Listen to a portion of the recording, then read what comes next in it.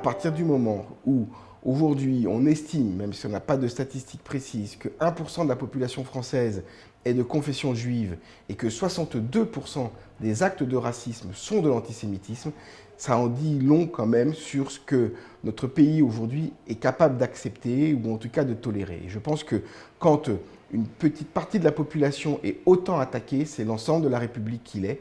L'antisémitisme, ce n'est pas que l'affaire des Juifs, c'est l'affaire de tous les Français et de la République dans son ensemble. Comme souvent dans mes ouvrages, il y a d'abord une partie un peu historique où j'essaye de me rendre compte finalement comment s'est construit l'antisémitisme. Première période qui est l'accusation de déicide. Ensuite, il y a eu toutes les questions autour du complot, et notamment au moment de l'affaire Dreyfus, où on a accusé les Juifs d'avoir des pouvoirs démesurés dans notre pays, et notamment de pactiser avec l'ennemi.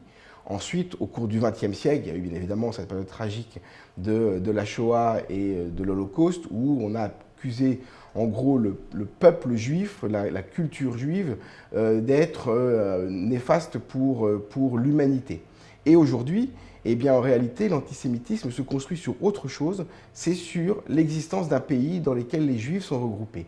Et toutes les accusations qui consistent à nier l'existence de l'État d'Israël est considérée comme de l'antisémitisme, faisant bien la distinction avec le fait qu'on peut, comme pour n'importe quel pays, critiquer la politique d'un pays. Ensuite, on se rend compte qu'il y a différentes dimensions. L'antisémitisme s'est fondé sur des réalités politiques, extrême droite et extrême gauche, mais également des réalités religieuses, catholiques et musulmanes. Dans le livre, je cite notamment Frantz Fanon, qui est connu d'ailleurs pour tout son combat pour le décolonialisme. Il avait une visibilité sur ce que doit être l'égalité entre les citoyens, et je le cite dans le livre, « Quand vous entendez dire du mal des Juifs, dressez l'oreille, on parle de vous ». Et c'est exactement l'esprit du livre.